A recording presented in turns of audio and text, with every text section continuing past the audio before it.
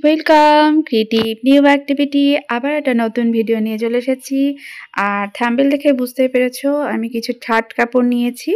এগুলো হচ্ছে গরম কাপড়ের যে শালের যে কাপড়গুলো পাওয়া যায়, সেই কাপড়গুলো যেগুলো দিয়ে চুড়িদার বানানো হয়। তো টেলার্সের দোকান থেকে তো অনেক টুকরো কাপড় নিয়েছি, তো তার মধ্যে এই টুকরো কাপড়গুলো পেয়েছি। তো আজকে এই টুকরো কাপড়গুলোকে ব্যবহার করে ঠাকুরের জন্য ড্রেস বানাবো। তো শীত পড়ে গেছে, তো সেজন্য আমি প্রথমে এই টুকরো কাপড়টা নিলাম। আর এখানে এই একই রকমের দুটো টুকরো কাপড় আছে, যে কালারের কাপড় আছে সেগুলোকে আলাদা করে নিয়েছি। তারপরে দেখো এই যে দুটো টুকরো কাপড় একই সমানের, তো চওড়া দিকটাকে এরকমভাবে জোড়া দিয়ে দিয়েছি। তো দেখতে পাচ্ছ মাঝখানে জোড়া দিয়ে নিয়েছি একই রকম সেম সেম দুটো কাপড়। আর এই যে দেখো ধারগুলো সুতোগুলোকে কেটে নিব, আর একদিকে আমি করে নিব হচ্ছে সেলাই, আর একটু কেটে নিব, কেটে নিয়ে সেলাইটা করব। তো আমি নিচের দিকে যে দিকটা মানে যে ডিজাইনটা আছে সেই নিচের দিকটা এরকমভাবে সেলাই করে নিলাম, আর উপরের দিকটা আমি কুচি দিব। তো এইভাবে আমার ঘাগরাটা রেডি হয়ে যাবে। তো দেখো কুচি দিচ্ছি কিভাবে। এইভাবে দুই হাত দিয়ে ধরে ধরে কুচিগুলো দিলে কুচিগুলো সমান হয়। আর মোটামুটি মাপটা এরকমভাবে নিয়ে এরকমভাবে কুচি করে সেলাই করে নিবে, তাহলে দেখবে ভালো লাগবে। তো যেমন কাপড় আছে লম্বা সেই হিসাবে আমার এই ঘাগরাটা রেডি হয়ে গেল। তো এই ঘাগরাটা রেডি করার পরে আমি উপরের পার্টটা রেডি করব। তো সেই জন্য এই কালারেরই যে ছোট ছোট টুকরো কাপড় ছিল সেগুলোকে কালেক্ট করে নিয়েছি, আর এখান থেকে কেটে নিব। তো আমার উপরের দিকে যতটা লম্বা লাগবে সেই অনুযায়ী কাটবো। তো একটা টুকরো একদিক থেকে কাটলাম, আর একটাও আর একদিক থেকে কেটে নিব একই মাপের। তো দেখো মাপটা তো ঠিকঠাক হচ্ছে না, কিন্তু তবুও আমি কেটে নিয়ে সেটাকে ঠিকঠাক মাপে নিয়ে আসব। তো এরকমভাবে দুটো টুকরো নিয়ে নিলাম। আর এই যে আমি এখানে ভাঁজ করে দেখে নিচ্ছি যে কতটা লম্বা হচ্ছে। তো আমার যতটা লম্বা লাগবে সেই অনুযায়ী আমি লম্বাটা নিয়ে নিয়েছি। তারপরে যে বাড়তি কাপড়টা আছে সেটা আমি কেটে ফেলে দিব। তো দেখতে পাচ্ছ এটা শালের কাপড় বলে সুতোগুলো বেরিয়ে যাচ্ছে, তাই তোমরা যখনই কাপড় কাটবে একটু বড় করেই কাটবে। ঠাকুরের এমনি কাপড় যখন কাটো তার থেকে একটু বড় করে ধরেই কাটবে, কারণ এটা সেলাইগুলো মানে সুতোগুলো বেরিয়ে যায় বলে একটু ভাঁজ করে করে আবার একটু বড় সেলাই করে নিতে পারো। তো এবার এই দুটোকে কেটে নেওয়ার পরে একই মাপের আমি এটাকে জোড়া দিব। তো এখানে আমি অল্প কিছুটা জোড়া দিব, মানে অর্ধেকের কম। তো এই দেখো এতটা আমি জোড়া দিয়েছি দুটো কাপড়কে, কারণ তো বুঝতে পারবে এটা যেহেতু সামনের পাটটা পড়বে। আর এই যে দেখো আমি কিভাবে মুড়ে নিচ্ছি, যে দিকটা তোমাকে দেখালাম সেই দিকটা এভাবে মুড়ে নিয়ে পুরোটা সেলাই করে নিতে হবে। দুই দিকে একই রকমভাবে সেলাই করে নিতে হবে। দেখতেই পাচ্ছ পুরোটা মুড়ে সেলাই করছি, কারণ সুতোগুলো বেরিয়ে যাবে না তাহলে। তো এইভাবে আমি করে নিচ্ছি। তো এখানে কোনো লাইলিনের দরকার পড়বে না। লাইলিন দিলে পরে তোমরা দিতে পারো, কিন্তু অনেক সময় কি হয় এগুলো একটু মোটা কাপড় হয় বলে লাইলিন দিলে মানে বেশ মোটা হয়ে যায়, যেহেতু ছোট জামা তো জিনিসটা অনেকটাই মোটা হয়ে যাবে। আর না হলে তোমরা লাইলিন দিয়েও এটা করতে পারো। তো এই দেখো আমি এইভাবে দুটো দিক সেলাই করে নিলাম, তারপরে এরকম দেখতে লাগছে। আর এটাকে আমি এরপরে ভাঁজ করে নিব। ভাঁজ করে নিয়ে হাতার জন্য দুই দিকের কাপড় কেটে নিব। তো যেভাবে বগল কাটতে হয় সেভাবে আমি এটা অল্প করে কেটে নিব। আমি আলাদা করে পাইপিং দিয়ে এখানে হাতাতে পাইপিং লাগাবো না। এই কাপড়টাকেই মানে যেখানে হাতা কেটে নিলাম সেইখানটাই মুড়ে নিয়ে আমি মানে আলাদা করে পাইপিং আমার লাগবে না। তো এই দেখো হাতা কাটা হয়ে গেছে, আর আমি এটাকে এইরকমভাবে দুই ভাঁজ দিয়ে মুড়ে নিব। দিয়ে সেলাই করে দিব। তাহলেই আমার এই হাতাটা রেডি হয়ে গেল। তো এভাবে আমি দুটো হাতা রেডি করে নিয়েছি, দেখতে পাচ্ছ। এরপরে উল্টো দিকে আমি দুই ধার, এই যে দুই বগলটা এই যে এইভাবে ধরে নিয়ে আমি দুই দিকটা সেলাই করে নিব। তাহলে আমার উপরের দিকটা রেডি হয়ে যাবে। তো যতটা আমার চওড়া লাগবে সেই অনুযায়ী নিয়ে বাকিটা সেলাই করে নিব। এখানে তোমরা একটু মাপ নিয়ে দেখে নিবে তোমাদের যে ঠাকুরের জামা কতটার মাপের হয় সেই অনুযায়ী মাপটা নিয়ে নিবে। তো এই দেখো আমার এরকমভাবে উপরেরটা রেডি হয়ে গেল। আর ঘাগরা তো আগেই রেডি হয়েছিল, তো সেটার সঙ্গে এবার অ্যাটাচ করে নিব। তো এইভাবে ধরে নিয়ে আমি এটাকে এই সেলাই করে দিব। তাহলেই আমার উপরের সাথে নিচেরটা অ্যাটাচ হয়ে যাবে আর আমার ড্রেসটাও রেডি হয়ে যাবে। শুধুমাত্র ফিতা লাগাতে হবে পেছন দিকে, যাতে ঠাকুরের জামাটা সুন্দরভাবে ফিটিংস হয়। তো চলো এবার আরেকটা ড্রেস কীভাবে বানাচ্ছি এই টুকরো কাপড়গুলোকে দিয়ে। এটাও একটা সালোয়ার না, কামিজের মনে হয় কাপড়, টুকরো কাপড় ছিল। তো এটাকে দেখতে পাচ্ছ একদিকে চওড়া একদিকে সরু। তো এই দিকটা চওড়া আছে আর অন্য দিকটা সরু আছে। তো আমি সরু দিকে দেখতে পাচ্ছ একটুখানি ডিজাইন করা আছে। তো এই ডিজাইনের এই যে মানে একটু প্রিন্ট করা আছে সেই জায়গাটা আমি বডির জন্য কেটে নিচ্ছি। আর বডিতে তো আমার সরু দিকটাই লাগবে, মানে চওড়াটা একটু কম হলেও হবে। তো সেজন্য আমি এটাকে কেটে নিলাম। কিন্তু আবার এই প্রিন্টের জায়গাতেও একটু কাট আছে। তো সেইটা ম্যানেজ করেই আমি এই কাপড়গুলোকে ঠিকঠাক রেডি করে নিব আর উপরের পোরশনের জন্য কাপড় রেডি করে নিব। তো দেখতে পাচ্ছ তারপরে আমার এই যে উপরের দিকটা রেডি হয়ে গেল।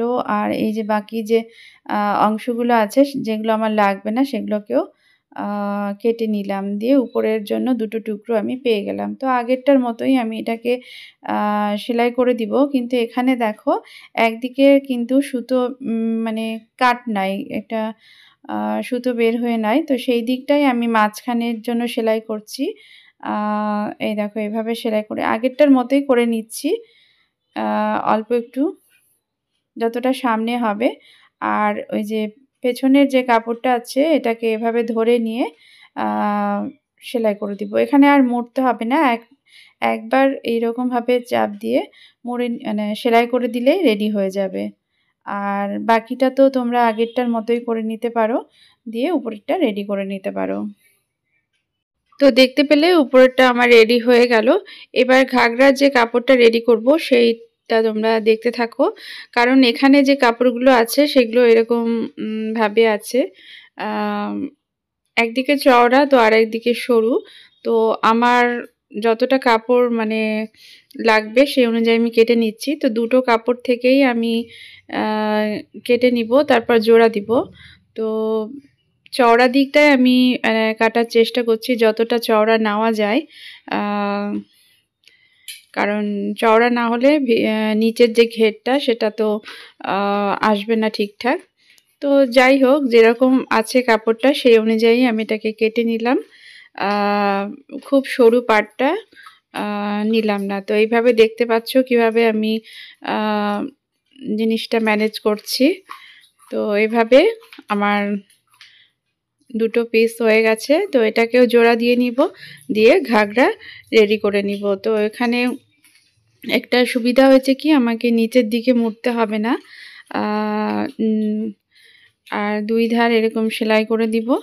আর যে দিকটা মানে সুতো বের হয়ে নাই সেই জায়গাটা সেটা নিচের দিকে করব, আর উপরের দিকটা যে কুচি দিব সেই জায়গাটায় এরকম যেটা মানে সুতো একটু বের হয়ে আছে সেই জায়গাতে আমি এই কুচিটা দিয়ে নিব, দিয়ে পুরো ঘাগরাটা রেডি করে নিয়েছি দেখতে পাচ্ছ।